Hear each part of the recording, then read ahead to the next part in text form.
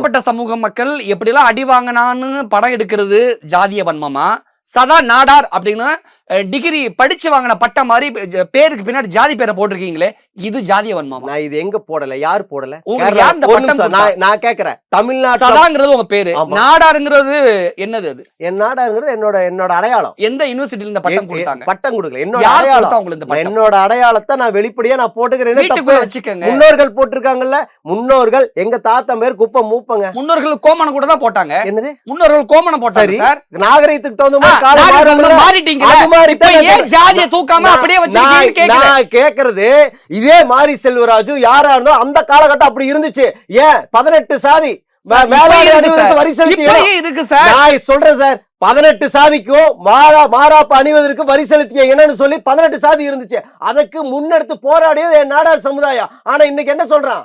நாடார் சமுதாயம் மட்டும்தான் மேலாடைக்கு வரி செலுத்தி இன்னைக்கு வரைக்கும் என்னோட கமெண்ட்ல போய் பாருங்க.